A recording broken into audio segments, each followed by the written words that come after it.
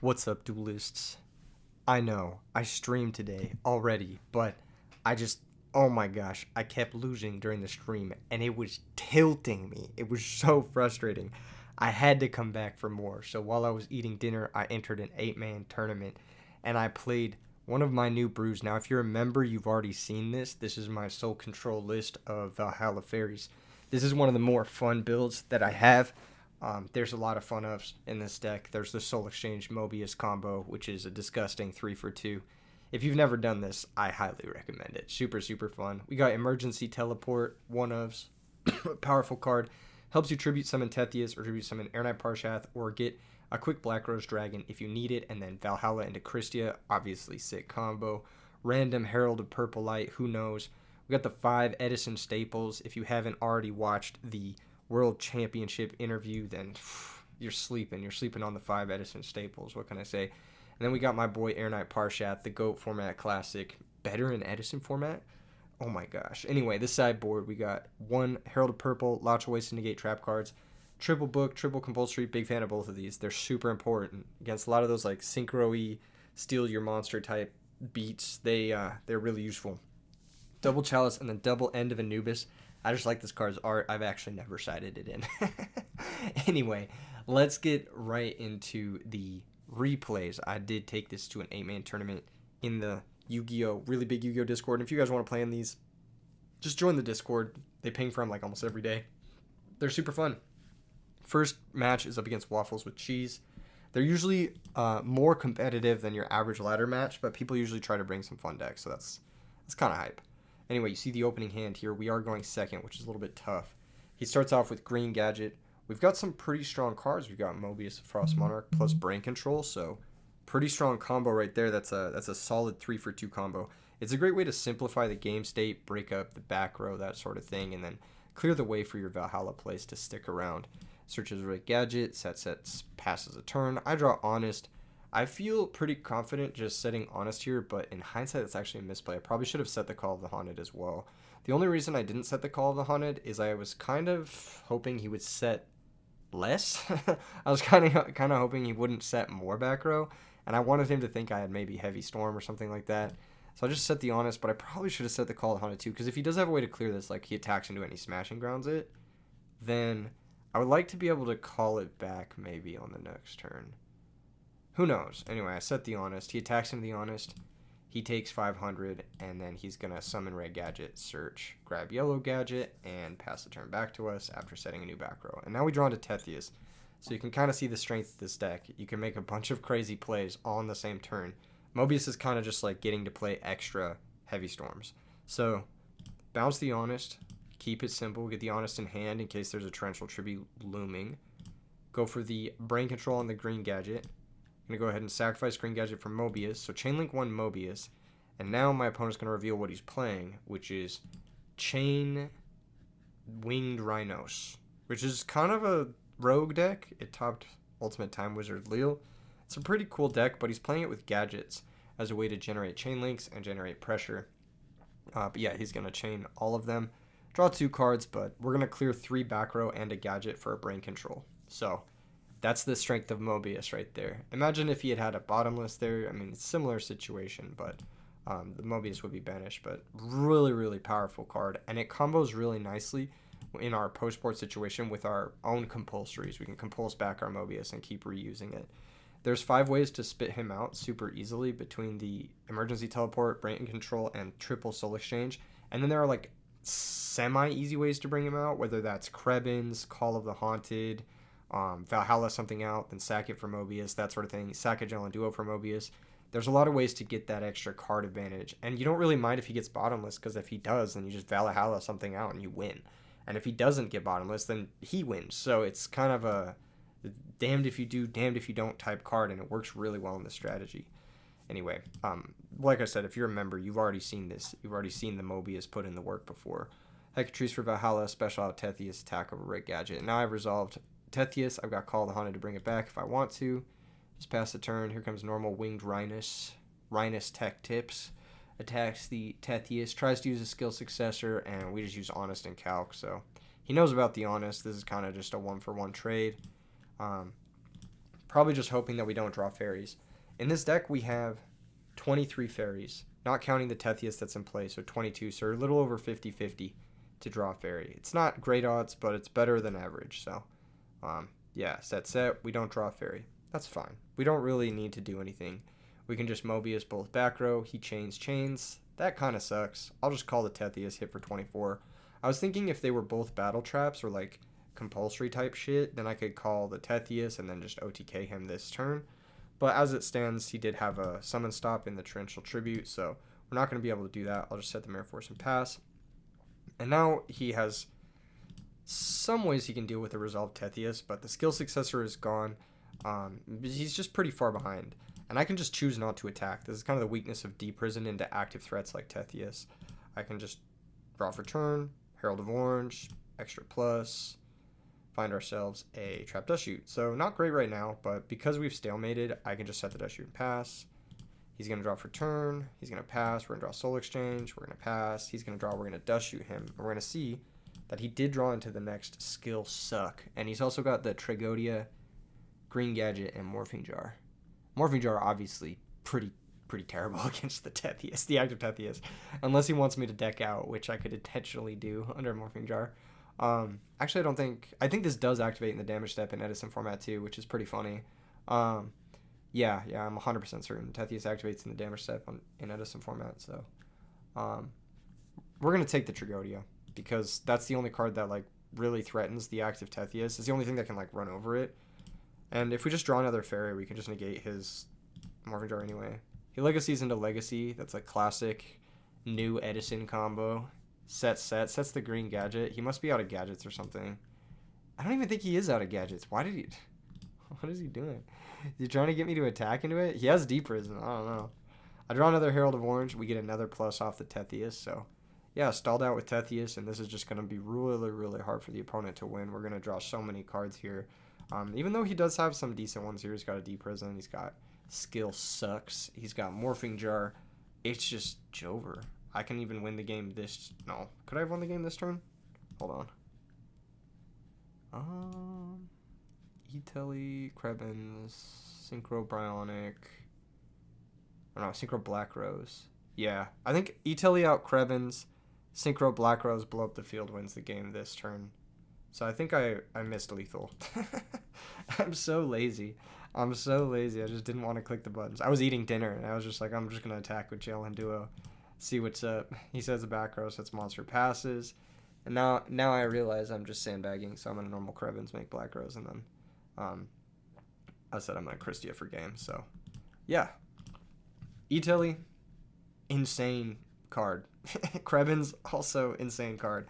I literally have just been putting these in every deck, and it's been good. I don't even know. Like, you just play 1/1 in any deck, and it's like, this is fucking nuts. You put it in Diva Hero, you put it in Black Wings, you put it in whatever you need to put it in. If you need a burst Synchro, you need to burst out a Caius, you need to put it in Frogs. Fuck it.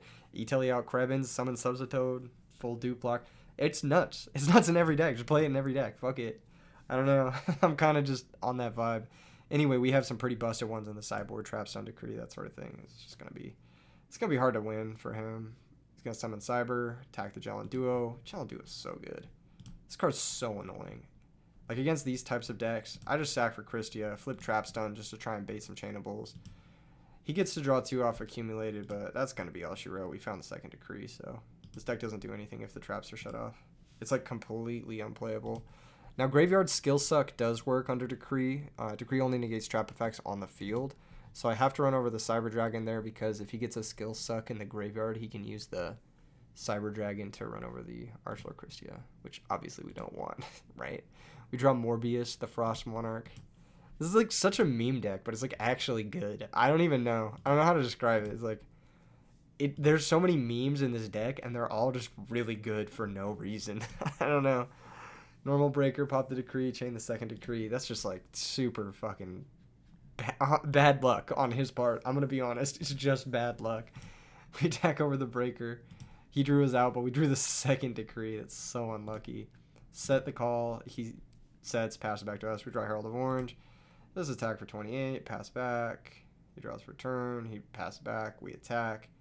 And he's going to Offering to the Doom. We're going to main phase 2 Valhalla out Christia, and he's going to leave the game. So, GG's Waffles. I did sack you pretty hard this game, but that's just what this deck does. I mean, it's just a shit ton of power plays and, like, insane floodgate bombs like Christia and Decree. Like, I don't know.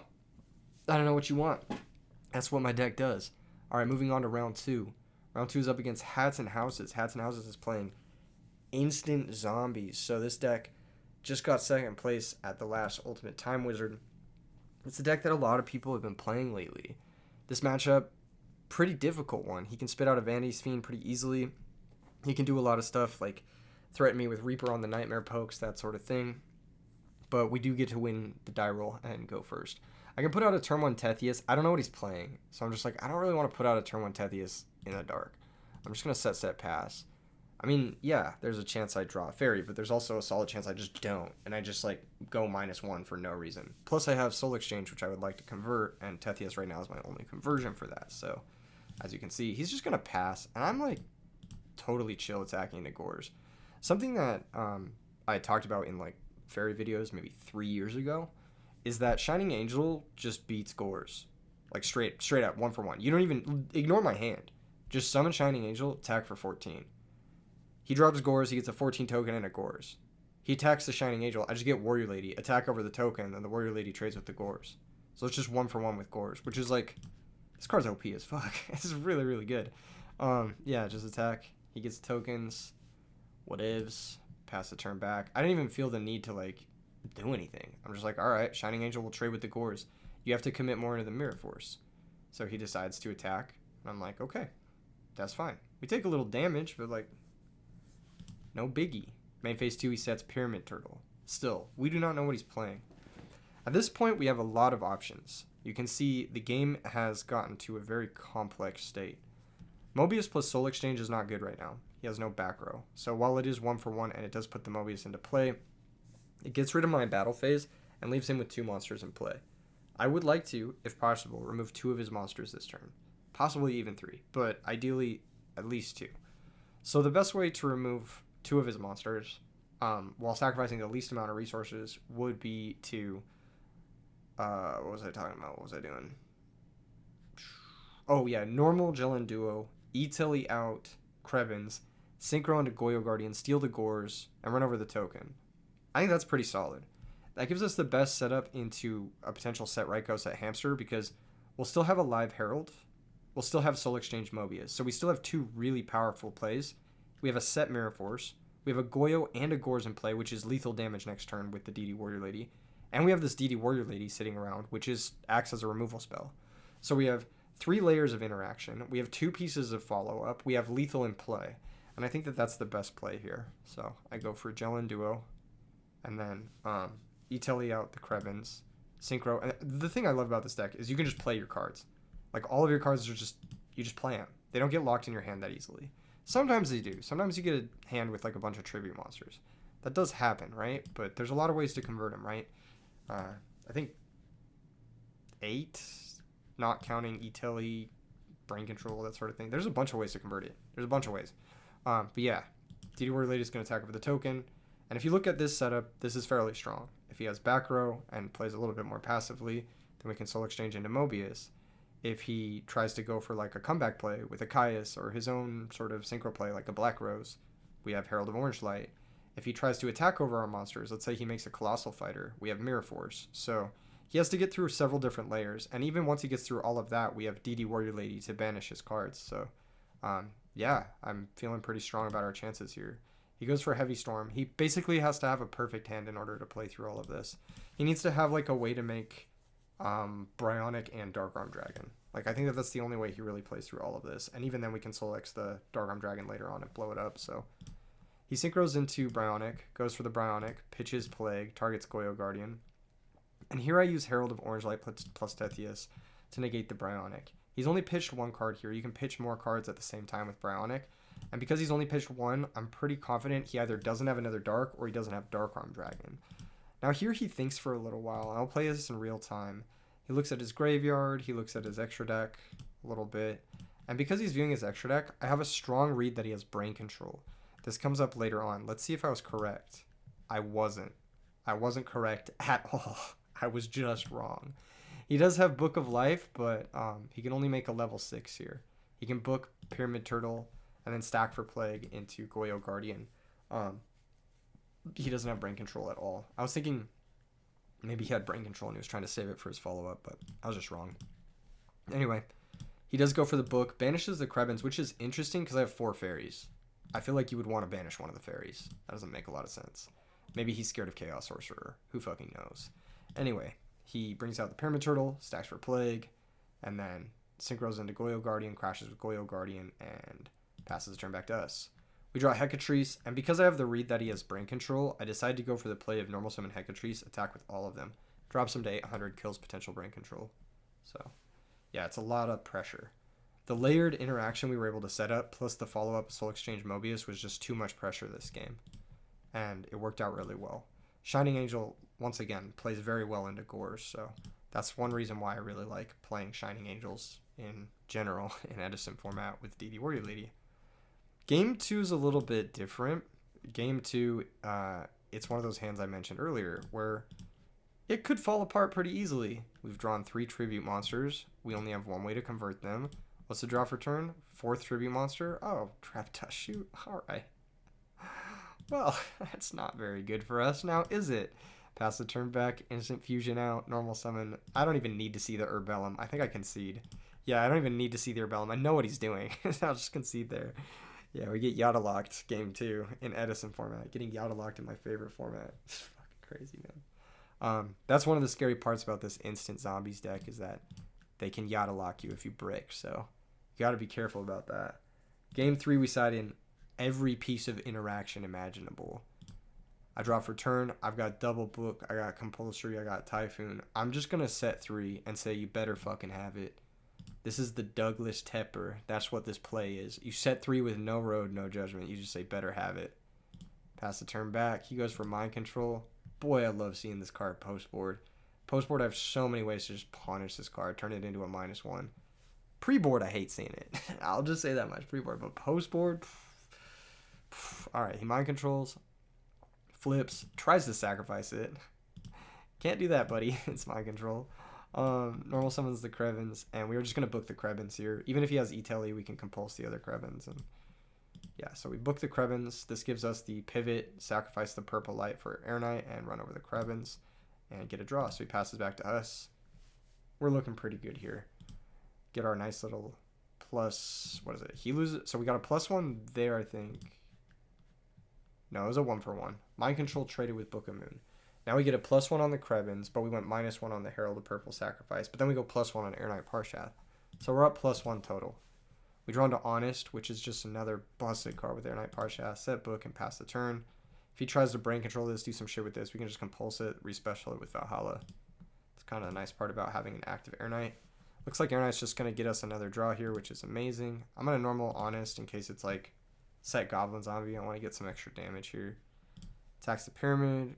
Deal damage. See what we draw. We draw into Herald of Orange. Now I'm feeling really strong about my chances because I've got double hand trap, double regular trap, and I've got Space Typhoon in case he tries to find some shit. So yeah, I'm just going to bounce Honest. He's going to sack for Caius. Chainlink 1 Goblin, Chainlink 2 Caius. Now in Edison format, Goblin Zombie has to be Chainlink 1. I don't know why. It's like some stupid rolling thing about like how it has to go to the graveyard and then yeah, you can't order this chain differently. I think in Modern you can, but in Edison format you can't. So he can't chain block Herald of Orange Light here. For anyone curious, Goblin Zombie is going to try and search something, but we're just going to go -1. We already got some pluses off of Air Knight. I'm going to pitch the Honest. He doesn't have anything in play, and I don't think Honest is really all that useful here. I'd rather have the Christia for the follow-up. It's a much better card. Plus, we're at 3 fairies with a 4th in play, so the Christia can always get back the Honest, but the Honest can't get back the Christia. You know what I'm saying? Anyway. He passes the turn back, and here I make a really aggressive play, which is just compulse my own Air Knight to play around Gores. He doesn't have Gores, but I did it anyway. Activate Valhalla, special out Christie, attack for 28. Now I'm just saying answer this Christie or lose. Pass the turn back. Set, pass. M-Phase Typhoon, blind. I hit a random Book of Life, and I'm like, alright, he must be setting bluffs. Draw for turn to Soul Exchange. I'm super far ahead now. I attack the set monster. Goblin Zombie gets a search. He's kind of floating monsters here and there to try and survive, but yeah, I could have Soul Exchange into Air Knight. I was a little bit wary of like a set Torrential there though, because it was a Goblin Zombie. So I'm going to try to get another plus here before I go ham into a Torrential. So I run over Plague, makes sense. I know Zombie Master is in hand, so I know at least one card here. I draw another Air Knight, which is decent follow-up as well, because we have multiple Valhalla. Attack the set monster, pass the turn back. He sets his own monster. You can see at this point, these back row are just not doing anything. Sets another back row. That one is Torrential Tribute, so that's a good one. I finally decided to... No, I don't Soul Exchange him yet. I set Call the Haunted. I decided to wait one more turn for the Soul Exchange.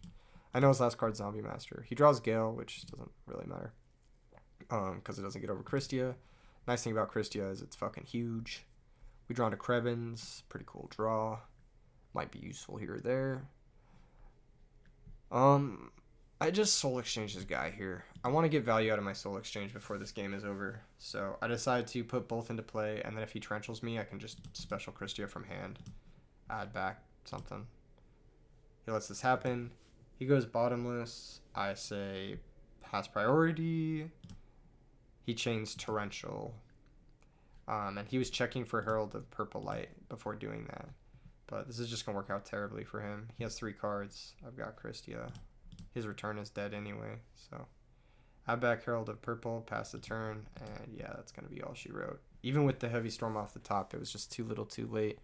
Arcelor Christia is too fucking broken. So we're off to the finals of the 8-man with our really cool Soul Control Valhalla Fairy deck. This deck is really fun to play. I encourage you guys to give it a shot. Definitely swap out the stupid End of Anubis in the sideboard. They don't do anything. I've never sided them in. just cut them entirely. Replace them with literally anything else. It doesn't matter. But yeah, the deck... Also, Chalice... I haven't sided in Chalice as much. It's kind of overtaken by Soul Exchange. It is good at dealing with opposing Christias. But yeah, finals. Finals is up against Habibi is back. Some of you guys may recognize him. He got top 4, I believe, at RBET Maryland with Diva Hero, I think. Could be wrong. I'm pretty sure. I could be wrong. My knowledge of statistics is very lackluster. Anyway, we win the die roll, which is great. And as you can see, these hands are just really pretty looking. They're just really nice. It's like, ooh, hand trap. Guy who draws more hand traps. Steel card, floating monster. Like, it's just like, it's so luxurious, these hands. Set. All right, pass. Here comes Upstart. Sets another back row. Sets a monster. And I'm just like, shit. All right, time to Soul Exchange. I decided to go for Air Knight Parshath because I figured maybe later on, if Tethia sticks around, it'd be better. Turns out it's Spirit of the Six Samurai. This is a nice thing about Soul Exchange here, is that it's a way for you to attack set monsters without literally attacking set monsters. Against a lot of decks, you deny them their Rykos, you deny them their battle recruitment, that sort of thing. So it's a very useful card. Plus, it's also a comeback card. If your opponents like put a card into play, like Vanity's Fiend, for example, a card that your deck may struggle to deal with, or Colossal Fighter. Some of the cards that are like basically harder for this deck to deal with. Soul Exchange is just kind of the perfect catch-all for all those situations. It also works under Royal Oppression, which is absolutely massive. It plays around Icarus Attack, which is also massive. It's just a fantastic card. Every time I play this card, I'm like, yeah, it's kind of cooking in this list. He goes for bottomless on the Air Knight, but that's solid 2 for 2. We take that, you know. We need to play through this back row somehow. Hitting the bottomless now is makes sense. Here comes Normal Spirit, Special Summon Grandmaster. He activates Spirit. I really don't want him to draw cards, so I'm going to Herald Pitch Tethias. We're going to get the opportunity to draw more cards with Air Knight Parshath, so he's just going to set a background pass, not really attack our set monster, which is interesting. I do go for Brain Control here. He goes for Compulsory on his own monster. Totally understandable. And now you guys get to see the power of Mobius. That being said, I know he's playing 6 Samurai, and this deck usually plays 2 or often 3 Starlight Roads. I believe I've played 3 Starlight Road in this deck before as well. So I decide to play around it. I sacrifice for Mobius. I target his new set because I think it's the least likely to be Starlight Road. So Mobius is really nice. It can target up to 2. So you can choose to play around Starlight Road if you want to. We hit a nice D prison. He flips another D prison. And as you can see, we've played around Starlight Road expertly. So yeah, I can now deduce that the last back row is probably Starlight Road. The card in hand is Grandmaster. And we're both kind of bricked, but I think I have better top decks than him because he has a lot of like dead spell cards that don't do anything until he finds another monster. And then he has a lot of monsters that will make him live, but could potentially make him dead if I draw like a Valhalla or something like that, or a Soul Exchange. Finds another back row, sets it, passes. We find Jelen Duo, and I'm like, all right, I'm going to start pressuring his life total. Just attack for 17. He doesn't stop this, which is interesting. Pass a turn back. He sets a back row. We draw Dust Shoot. Worst time to draw Dust Shoot. I draw this card dead a lot, but it's really good, so keep playing it, I guess. Attack for 17. Pass the turn back. Don't need to overcommit 2 for 1 into a unknown back row. He goes for Upstart, gives us some more life points to work with. Goes for Rhoda, Altart. This looks really bad. I hate this Altart. I know some people really like it. It's just giving Funko Pop, you know what I mean? But I generally hate Altarts, so maybe I'm just a hater. He searches for Hand of the Six, which ends up being better for me because if he had searched for Spirit, that would have been really fucking annoying. We would have dropped Honest, but he would have still had the Grandmaster, and we would not have been able to defend ourselves. We would have been forced to switch the Jelen Duo to defense, so yeah. He decides not to use the Hand of the Six effect, which you just got to use the hand here, man. You got to play around Honest. He runs right into Honest, and that's going to be tough. He does have Mirror Force to deflect the Jelen Duo, but we draw into Hecatrice, which is really nice. We attack the Hand of the Six. He goes for Mirror Force. I decide to set the Dust Shoot to play around him finding Dust Shoot, but I decide not to go for Hecatrice Parshath quite yet, because if he draws a monster, he can just pop our Parshath with the hand, so it's better to wait. I think a lot of people would have fucked up that. Plus we're at 92, it's like, yeah, why not wait? So, yeah, patience. We draw into DD Warrior Lady. Patience is rewarded. We can now make 2 plays into only 1 live back row. 1 potentially live back row. Go for Valhalla. He lets that resolve. Special out Air Knight. That's going to resolve. It's going to draw us a card. We draw into Cyber Alley, which is very nice. Pass a turn back. He goes for Cyber Dragon. Attacks the Air Knight. We take 200. Sets back row, passes. We set Cyber Valley. We're able to contact off with his Cyber Dragon into Chimera Tech Fortress Dragon. So yeah, Cyber Dragon kind of gets boned by our deck. We have 3 ways to get to Cyber Valley between Cyber Valley, Nova Summoner, and Shining Angel. We make Chimera Tech. It's met with Torrential Tribute. Since we normal summon, we couldn't play the Lady. He sets a new back row, pass back to us. I go for Valhalla, special out Tethius, normal Warrior Lady attacks, and that's going to be all she wrote. Torrential and Mirror Force were gone, so I had no reason to fear those cards at that point. Game 2, I'm looking at my sideboard, and I'm just like, Jesus Christ, I have nothing for this matchup. I have no Dust Tornadoes. I have no Breakers. I just have nothing for this matchup. To be fair, my main deck's pretty good.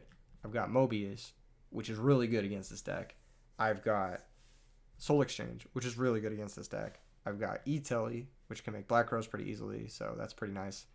Like, my main deck's pretty good. And then I can just bring in Decrees and hope he doesn't find Cayman. Or Kamon. I'm not sure how you pronounce that one.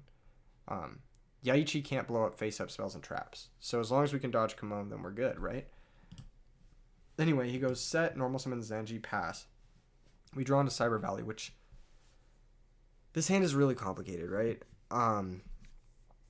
In a lot of cases, you could just make the argument for like Soul Exchange and just running out the Tethius now. And that's probably what I should have done. He only has 1 back row. What are the chances it's something crazy, right? But his hand has got to be stacked full of monsters. And we don't really have a way to defend our Tethius. So I kind of want to wait to use the Tethius, if possible, until we're Soul Exchanging something of value. Plus, I want the back row to be gone. I just don't want to run into like a random bottomless or something like that. If I don't have to. He goes Dust Tornado, hits our Decree, and then sets a back row. Pass the turn back, sets off the Dust Tornado. He draws for turn, he activates Gateway, he summons hand. So I'm thinking his hand is full of like these normal summon Samurai, and he just drew Gateway for turn. So if he had had Gateway last turn, he would have used it before Zanji, obviously. So he drew Gateway for turn, so his hand is all the same cards he had last turn. He hits us for a bunch of damage here, but we have a decent way to come back into this game. It's not great. As of right now, we're pretty behind. Any samurai for him probably is lights out for us, given the cards we have. So we need to top deck something pretty good. And we do. We draw Hecatrice, which is really nice. So activate, grab Valhalla, and this will allow us to make multiple plays this turn. I use Valhalla, special summon out Tetius, normal Cyber Valley. He lets that resolve. I brain control, try to take the hand to play around double-edged sword. Oh no, take Zanji. I'm going to take Zanji so I could run over his guy. That doesn't make sense. I should have taken Hand of the Six to play around, what is that card? Double-edged sword technique. But, alternatively, maybe I knew he had Solemn. Because he thought on the Valhalla. I think I knew he had Solemn. Yeah, I think I knew he had Solemn, so I just, like, didn't care. Yeah, I think I knew he had Solemn because he does Tornado to me, and then he set a card off the Dust Tornado. I'm like, what would you want to set there? And Solemn makes sense, right? I attack over the hand. Pass the turn back. He has Spirit of the Six. This is going to be rough.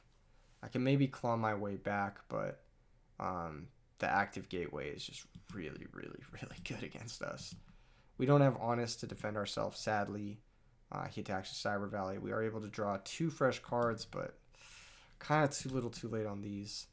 Upstart Goblin, draw into Tetius. We can soul exchange away his guy into Tetius. But, yeah, there's just no shot on winning this. I just wanted to get more info and see what he was going to summon next. He summons Yaichi, and that gives me enough info to be able to move to the next game. Looks like he sided in Soul Release against us. Interesting. That's one thing that's really nice about our deck, is that Grave Hate's actually, like, not that good. The only Grave Hate that's, like, decent is, like, Defissure or Banisher, because that shuts off a shit ton of our deck. Banisher and Defissure shut off Hecatrice, Herald of Orange, Herald of Purple, Nova Summoner, and Shining Angel. So it's like a solid 9 cards. And double Honest. Although you can set Honest still, and it's like pretty decent. But 9 cards get pretty bad under Defissure Banisher. So that's like the Grave Hate that does matter. But Soul Release doesn't fucking do anything against our deck. It literally doesn't do anything. Like, you maybe shut off a hard cast Christia, but we have 5 ways to special summon it, multiple ways to tribute summon it. It just doesn't do anything against our deck. So, yeah, not very good in this matchup. It's like maybe okay versus other fairy decks, but yeah, we just concede that one. But the active gateway was very, very difficult for us to deal with. That's kind of the best card in Six Samurai. If they have gateway, it's gonna be rough. It's gonna be a rough ride. But yeah, game 3 we open up. I don't even know how to describe this other than broken. This is a fucking stupid hand. This is just turn 1 Christia Decree with Herald backup. Like, not many decks are beating this without Heavy Storm. You're just not beating this. He goes for Rhoda to play. I like this player. He plays around Dust Shoot by setting his cards first. It's very smart. And he Rhoda's for DD Assailant, which is really cool. Honestly, could have even let this resolve. I was just a little bit scary about Typhoon on Decree, so I decided to Herald of Orange Light this. And I figured he probably just doesn't have that many other Christia outs. I've tried DD Assailant, DD Warrior Lady in this deck, and while it does give you some alternative options off of Reinforcement of the Army like this, generally speaking, if you're spending a normal summon on something that's not a samurai, it's doing your deck a disservice. That being said, like, I understand why you need it for some matchups, specifically this matchup. I really don't know any other matchup where you would need Assailant Warrior Lady, like, to that degree. Because in every other matchup, you can just kind of deal with the cards, like, naturally, like with Defissure Hand, kind of. But specifically, Christia can give you a lot of trouble because it just keeps coming back. And Valhalla out Christia. So it's, like, interesting to play this. It's not bad against Black Wings either, but, I mean, like, this is not winning you the game against Black Wings. Like, it'll get you a favorable trade here or there, but what's winning you the game against Black Wings is just, like, having your gateways go off and, like, having Starlight Road to negate their Icarus stack, pretty much.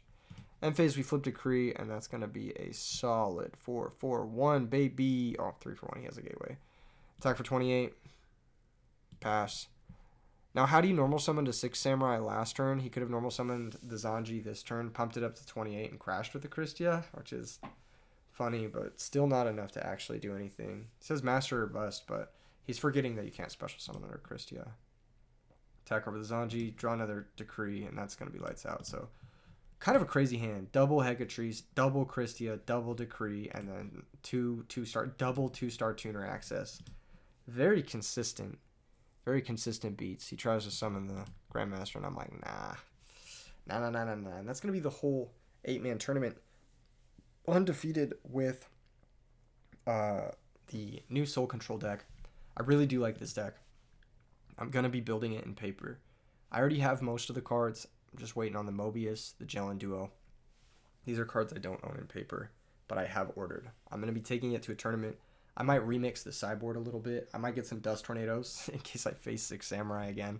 Because boy, did I want those Dust Tornadoes in that matchup. I was terrified of him having like multi-gateway starts, and we have like kind of a slow start with like an Air Knight Parshath, and he's like, all right, gateway United, normal guy, and I'm like, oh shit. Like that's like the most scary thing. I was also really scared of Dimensional Fissure, so I was like, I should probably get some Dust Tornadoes in the sideboard specifically for that, or some Breakers. Honestly, I was thinking maybe Breaker, because Breaker can also deal with fucking opposing Dust Tornadoes and shit. I mean, I already have Mobius, Soul Exchange, but yeah, Breakers, Dust Tornadoes. Breaker works really well with Compulsory. It plays well into Raikou too. I'll probably side Breakers in the end of Anubis slot. I just had this here because this card looks cool. I've never brought it in. I played against Frogs. I didn't even bring it in. I was like, I don't even know what this is here for. I didn't bring it in against zombies either. They're just there to look cool. It's just super funny. Anyway, if you want to see more action with this deck, become a member. I posted a members only video kind of teasing it earlier this week. And generally speaking, I'm going to be posting a lot more content this month just because sweet December ad revenue, baby. We got some cool content on the horizon. Obviously, the 12 Days of Teledad, which is going to be really sick. That starts on Christmas Day. Don't want to miss that. And RBET Los Angeles. Make sure and sign up before it's sold out. I'll see you guys in the next vid. Peace.